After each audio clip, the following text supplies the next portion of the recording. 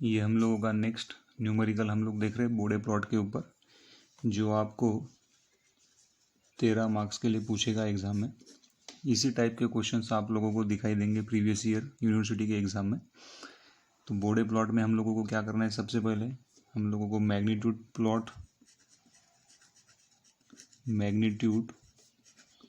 Plot के बारे में इंफॉर्मेशन कलेक्ट करना है। तो मैग्नीट्यूड प्लॉट के बारे में हम लोग देखेंगे सबसे पहले स्टेप नंबर 1 क्या है, मैं लिखूंगा नहीं, अब आप लोग लिखते चलना इसको। स्टेप नंबर 1 क्या है हम लोगों का कि compare given G of S with standard time constant form. Compare given G of S with standard time constant form. Time constant form क्या है, G of S into H of S will be equals to K 1 plus S tau A 1 plus S tau B and so on divided by S to the power N 1 plus S tau 1 1 plus S tau 2 and so on. इसको compare करो तो ये standard time constant form में है क्या, ये वाला equation नहीं है, तो इसको आपको स्टैंडर्ड टाइम कांस्टेंट फॉर्म में लाना पड़ेगा। Hence given G of S क्या करना पड़ेगा आपको, 80 एज इट इज़ रहने दो, यहाँ पे एस को एज इट इज़ रहने दो, 2 को लो बाहर, 2 को बाहर लिया तो क्या बनेगा फिर ये 1 प्लस एस बाई 2 बनेगा, देन 1 प्लस एस बाई 20 बनेगा अगर आप लोगों ने 20 को बाहर लिया तो। सो दिस विल बिकम, देखो 20 इंटू 2 कितना हुआ 40, 80 को डिवाइड करो तो कितना बनेगा ये 2 divided by S 1 plus S by 2 1 plus S by 20 आप लोगों का बनना चाहिए। Now this is in your standard time constant form, this is your S not 5, ये भी हम लोगों का क्या है एस बाय 20। तो ये स्टैंडर्ड टाइम कांस्टेंट फॉर्म में आप लोगों को यहाँ पे मिला। स्टेप नंबर 2 क्या देखेंगे फिर हम लोग, स्टेप नंबर 2 ये जो आपको स्टैंडर्ड टाइम कांस्टेंट फॉर्म में आप लोगों को मिला, इस पे से आपको क्या इंफॉर्मेशन मिलती है। Now what is the value of के विल बी इक्वल्स टू 2। और के क्यों निकालते हैं हम लोग, बिकॉज के का वैल्यू आपका क्या करने वाला है, मैग्नीट्यूड प्लॉट को अफेक्ट करने वाला है, इसलिए 20 log के will be equals to 20 log 2। तो ये वैल्यू कितना आएगा आप लोगों का 20 log 2 अगर आप लोग किए तो ये अप्रोक्सीमेटली आपका 6 dB इतना आएगा। मतलब आपका जो ग्राफ रहेगा वो कितने से शिफ्ट होने वाला है, 6 dB से शिफ्ट होने वाला है। Then step number 3, is there any pole at origin, या जीरो एट ओरिजिन के ऊपर है क्या, है। ये अगर जी ऑफ एस अगर हम लोग देखें तो यहाँ पे आप लोग बता सकते कि 1 पोल एट ओरिजिन हम लोगों के पास में, एक पोल अगर ओरिजिन के ऊपर है तो इनिशियल स्लोप कितना रहेगा मैग्नीट्यूड प्लॉट का, initial slope given by 1 pole at origin will be equal to how much, -20 dB per decade का क्या देगा वो इनिशियल स्लोप आप लोगों को देगा। उसके बाद में स्टेप नंबर 4 क्या है, सिंपल पोल्स है क्या गिवन सिस्टम में, ये हम लोगों को चेक करना है। Yes we are having 2 simple poles, ये वाला आपका एक सिंपल पोल है, ये वाला आपका दूसरा सिंपल पोल है।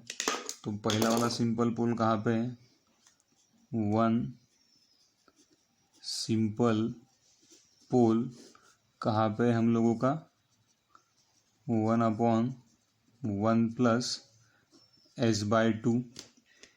इसको कंपेयर करो स्टैंडर्ड टाइम कांस्टेंट फॉर्म के साथ में, तो 1/1 प्लस टाउ एस इतना रहता है। तो ये फर्स्ट सिंपल पोल है इसलिए मैं यहाँ पे टाउ 1 लिख रहा हूँ। So what is the value of tau 1, tau 1 will be equals to 1/2, ये हम लोगों का टाउ 1 का वैल्यू है।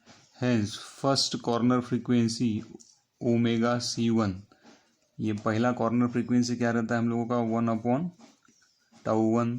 सो 1/τ1 का वैल्यू कितना है 1/2। सो फर्स्ट कॉर्नर फ्रीक्वेंसी कितना आएगा 2 radian per second.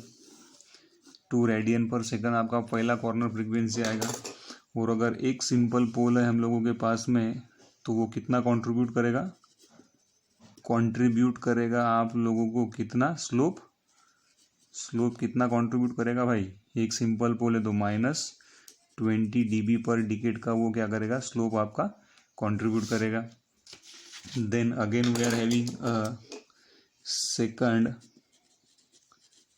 Simple pole. कहाँ पे सेकंड सिंपल पोल आप लोगों का second simple pole we are having at 1/1 + s/20। Again compare it with standard time constant form 1/1 + τ2 लिख रहा हूँ मैं यहाँ पे into s2। So what is the value of τ2? τ2 will be equals to 1/20 यहाँ पे। इसीलिए सेकंड कॉर्नर फ्रीक्वेंसी है। सेकंड कॉर्नर फ्रीक्वेंसी आपने अच्छे से लिखना, second corner frequency denoted by ω/c2 will be equals to 1/τ2। So that will become 1/1/20। सो ये आएगा 20 रेडियन पर सेकंड। तो ये आपका क्या रहेगा सेकंड कॉर्नर फ्रीक्वेंसी। और ये भी आपका एक सिंपल पोल है तो ये भी क्या करेगा आपका कंट्रीब्यूट करेगा। कंट्रीब्यूट कितना स्लोप कंट्रीब्यूट करेगा, कंट्रीब्यूट कितना करेगा slope will be equals to -20 dB per decade. इतना स्लोप क्या करेगा ये कंट्रीब्यूट आप लोगों को करेगा। तो इनिशियल स्लोप कितना रहेगा, मतलब अगर मैं रफ यहाँ पे ही निकाल के दिखा दिया आप लोगों को, ये अगर आप लोगों का मैग्नीट्यूड इन dB है और ये log to the base 10 omega है और ये यहाँ पे अगर ओमेगा इक्वल्स टू 1 है ना, तो ये कुछ इस तरह से ये स्लोप रहेगा -20 dB पर डिकेड का, ये +20। तो इनिशियल स्लोप कितना रहेगा -20 dB पर डिकेड का स्लोप रहेगा। फिर वो -20 dB पर डिकेड का स्लोप कहाँ तक चलेगा, फर्स्ट कॉर्नर फ्रीक्वेंसी तक के चलेगा, मतलब omega equals to 2 radian per second. फिर at omega equals to 2 radian per second we are having simple pole which will going to contribute -20 dB per decade. तो यहाँ पे प्रीवियस स्लोप कितना था -20, अभी इसने कितना कंट्रीब्यूट किया -20, तो रिजल्टेंट कितना बना -40 dB पर डिकेड का स्लोप। तो देन ये -40 dB पर डिकेड का स्लोप कहाँ तक कैरी ऑन होगा, up to a second simple pole, मतलब सेकंड कॉर्नर फ्रीक्वेंसी तक के। तो सेकंड कॉर्नर फ्रीक्वेंसी कहाँ तक है हम लोगों का 20 रेडियन पर सेकंड, मतलब फर्स्ट कॉर्नर फ्रीक्वेंसी तक के -20, देन फर्स्ट कॉर्नर फ्रीक्वेंसी लेके तो सेकंड कॉर्नर फ्रीक्वेंसी तक के स्लोप कितना रहेगा आपका -40 dB per decade. Then at second corner frequency again we are having one simple pole that will going to contribute your how much slope -20 dB per decade. तो वो कितना करेगा फिर, प्रीवियस कितना था -40, ये इसने कितना कंट्रीब्यूट किया -20, तो अभी रिजल्टेंट कितना हुआ -60 dB पर डिकेड का स्लोप आपका क्या रहेगा, वहाँ से इन्फिनिटी तक चलते जाएगा। सो इतना इन्फॉर्मेशन आपका नेसेसरी है आपको मैग्नीट्यूड प्लॉट को ड्रॉ करने के लिए। सेकंड वाला क्या करेंगे फिर हम लोग फेज एंगल प्लॉट ड्रॉ करेंगे। So second is nothing but your phase, second क्या करना है हम लोगों को फेज एंगल प्लॉट क्या करना है ड्रॉ करना है। फेज एंगल प्लॉट हम लोगों के पास में ट्रांसफर फंक्शन क्या है, G of S will be equals to 2 divided by, या इसको आप लोग ये 2 लिखो तो भी चलेगा, नहीं तो आप लोग सीधा जो दिया है वो भी लिखा तो भी चलेगा, 80 s + 2 s + 20। Time constant form की जरूरत सिर्फ आपको मैग्नीट्यूड प्लॉट में कॉर्नर फ्रीक्वेंसी निकालने के लिए ही रहती है। अगर आप लोग गौर से देखोगे तो टाइम कांस्टेंट फॉर्म नहीं भी, टाइम कांस्टेंट फॉर्म का इम्पोर्टेंस सिर्फ आपको k का वैल्यू निकालने के लिए रहेगा। Only to find out the value of k value you will require time constant form. Other ये सारी चीज़ें आपको सीधा ही मिलता है, देखो यहाँ पे डायरेक्टली मिलता है, this is your first corner frequency, ये आपका ω/c1 आप लोग सीधा बता सकते हैं कि फर्स्ट कॉर्नर फ्रीक्वेंसी है। ये आपका कितना है, सेकंड कॉर्नर फ्रीक्वेंसी है जिसको आप लोगों ने ओमेगा C2 बोला है। तो टाइम कांस्टेंट फॉर्म का किस चीज़ के लिए ज़रूरत पड़ेगा, सिर्फ के का वैल्यू निकालने के लिए। बाकी सारी चीज़ें आप लोग डायरेक्टली ट्रांसफ़र फंक्शन पे से बता सकते हो। सो ये आपका ट्रांसफ़र फंक्शन है। तो स्टेप नंबर 1 क्या रहेगा यहाँ पे फेज एंगल प्लॉट में? Step number 1 is nothing but yes is replace by J omega. देखो ये वाले न्यूमेरिकल में ये सारी चीज़ें मैं आपको कैलकुलेट करवा के दे रहा हूँ। इसके बाद में जो 2 न्यूमेरिकल हम लोग देखने वाले हैं, इसमें मैं सीधा सिर्फ प्रोसीजर बताऊंगा, आपको वीडियो को पॉज करना होगा और सारी चीज़ें खुद से कैलकुलेट करनी होंगी। तो G of J omega will be equals to how much, 80 divided by J omega plus 2 J omega plus 20 यहाँ पे आ जाएगा। देन स्टेप नंबर 2 क्या है हम लोगों के पास में, angle of G of J omega will be equals to how much, angle of 80 divided by angle of J omega plus 2 angle of J omega plus 20। तो कांस्टेंट का एंगल तो भाई कितना बनेगा, 0 है ना। तो मैं यहाँ पे लिख रहा हूँ दिस इज योर 0 डिग्री। अब ये अंडरस्टूड होना चाहिए, यहाँ पे रियल पार्ट प्रेजेंट है क्या, नहीं। तो इसका एंगल कितना आएगा, tan inverse of imaginary coefficient कितना है omega divided by real part का कोएफिशिएंट कितना है 0। ये हुआ इसका एंगल। देन इस चीज़ का एंगल कितना आएगा, tan इनवर्स ऑफ इमेजिनरी का कोएफिशिएंट कितना है, इमेजिनरी का कोएफिशिएंट है हम लोगों के पास में omega divided by real part का कोएफिशिएंट कितना है 2।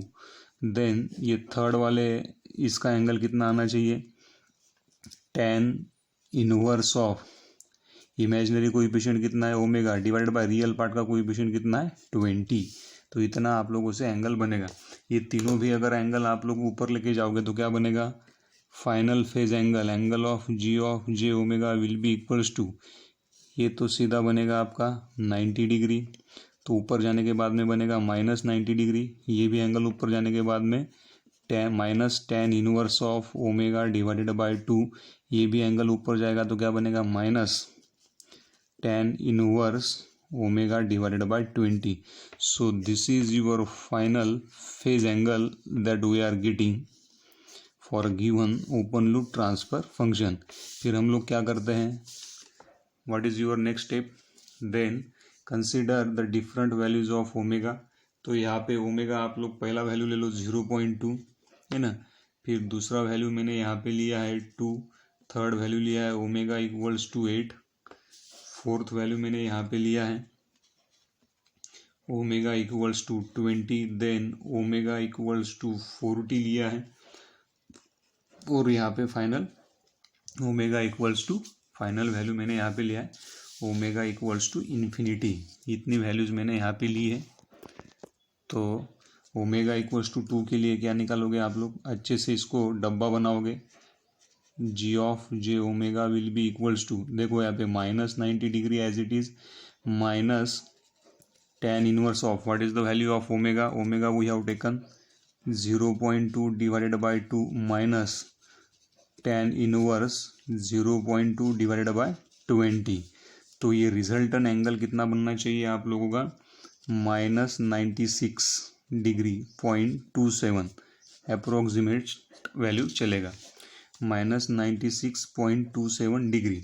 उसी तरह से ओमेगा का वैल्यू आप लोग 2 लेके देखो, तो ये वाला एंगल आप लोगों का बनना चाहिए -140.7 डिग्री, इतना आप लोगों को मिलना चाहिए माइनस में। फिर ओमेगा इक्वल्स टू 8 आप लोग लेके देखो, तो ओमेगा इक्वल्स टू 8 अगर आप लोग लिए तो ये एंगल आप लोगों से बनना चाहिए -187.76 degree. Then omega equals to 20 आप लोग लेके देखो, तो 20 अगर लिए तो 20 के लिए आप लोगों से ये बनना चाहिए -219.28। देन 40 के लिए आप लोगों से एंगल बनना चाहिए फॉर 40 इक्वल्स टू -240.58 डिग्री, और ओमेगा इक्वल्स टू इन्फिनिटी। तो ये निकाल रहा हूँ angle of J omega will be equals to -90 degree minus tan inverse of infinity minus tan inverse of infinity will be equals to tan inverse of infinity कितना रहता है भाई 90 degree, ये भी कितना रहेगा 90 डिग्री। सो टोटल एंगल कितना बनेगा -270 डिग्री। तो इस तरह से आपको एंगल कैलकुलेट करते आने चाहिए। ये ओमेगा की वैल्यू आप लोग आपके हिसाब से आपके मन से कुछ भी ले सकते हो। तो इतना इन्फॉर्मेशन अगर आप लोगों ने कैलकुलेट किया तो देन आपको फेज एंगल प्लॉट भी क्या करते आएगा, ड्रॉ करते आएगा। यूए बख्शी में थोड़ा अलग दिया है, यूए बख्शी को नहीं फॉलो करते बैठना।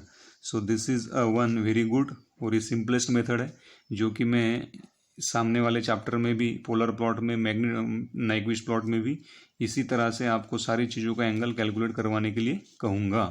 तो ये मेथड आप लोगों ने ध्यान एडॉप्ट करना, प्रैक्टिस करना इसकी, तो आपसे सारे क्वेश्चन बनेंगे।